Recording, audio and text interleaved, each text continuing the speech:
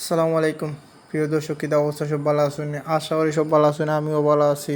আজকে আমি আপনার লগে শেয়ার করবো আমি কীরকম প্রতিদিন বিকালে গরুরে দানাদার খাদ্য দিই।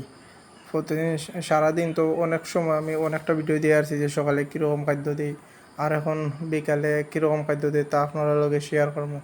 তো দেখরা আমি বোলগুলো আইনা এখানে সাজাইয়া রাখছি, আর দেখরা যে গোবর আছে, এটা তো গরু তো সবসময় গরু থাকে, যার কারণে গরু অনেক সময় প্রায় সময় গোবর দোলা হয়ে যায়। আর আমি চেষ্টা করি সাথে সাথে গোবরটা সরাইবার, যাতে ঘর নোংরা না হয়।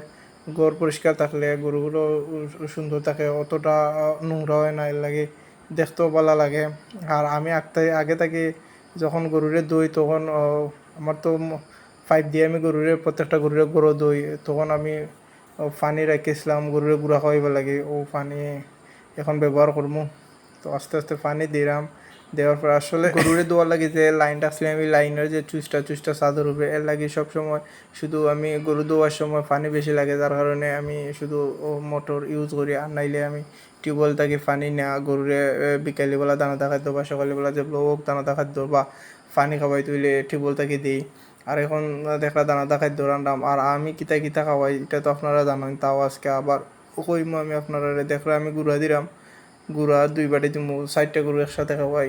ছোটো ছোটো গরু যেহেতু লাগে এক বউলের মাঝে 2টা, এক বউলের মাঝে 2টা, 4টা খাওয়াই। 2 বাটি করে আমি গুঁড়া লই, তারপরে 1 বাটি করে বসি দিই। এরপরে কেন দেখলাম বসির মাঝে আমি সরিষার যে খৈল আছে ও খৈলটা দিও। দেখলাম এটা যেটা দিলাম এটা লেগে সরিষার খৈল, এটা দিলে আলহামদুলিল্লাহ গরু অনেক পুষ্টি হয়। গরু যে কালার আছে, কালারটা একটু গাঢ় হয় আর কালারটা খুব সুন্দর বার হয় এটা। আর এখন দেখলো লবণ দিয়ে সব কিছু দেয়। এখন আলহামদুলিল্লাহ আবার গরু যাই। আর আমার গরু যে বুসি গুঁড়া টুড়া আছে এটা একটু আলাদা রুমও রাখি, যার কারণে একটু আইটটা গিয়া গরুর বুসি বা গুঁড়া সব কিছু আনা লাগে। তো দেখরা আমি পানি দিয়ে রাখছিলাম, ও পানিটা দিলাম। পানি না হইলে প্রায় এই যে দেখরা বালতিতে প্রায় 3 বালতির মতো পানি লাগে, অনেক পানি খায় গরুরে।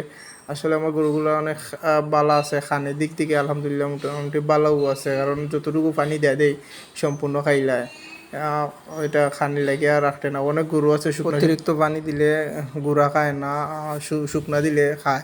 আমার গরু আলহামদুলিল্লাহ যেরকম দিই প্রত্যেকটা গুঁড়া খায়। দেখলাম নাক বুড়াইয়া গুঁড়া খান, তবে নাক বুড়াইয়া গুঁড়া খাওয়ার একটা সমস্যা আছে, গরুর ফ্যাট বড় হয়ে যায়। নাক বুড়াইয়া গুঁড়া খাইলে গরুর ফ্যাট বড় হয়ে যায়, এটা ইল্লা না খাওয়াও ভালো। তারপরে গরু খাইলে তো আর কিচ্ছু করার নাই। তো দেখলা প্রত্যেকটা গরু গুঁড়া খাইলে আলহামদুলিল্লাহ খুব সকালও খাইলে অত সময় লাগে না। আর গুঁড়া খাইন সব কিছু আলহামদুলিল্লাহ খাইন। তো দেখলা গাইছে আমি বিকালে কিতা করি, সবই দোয়া করবা।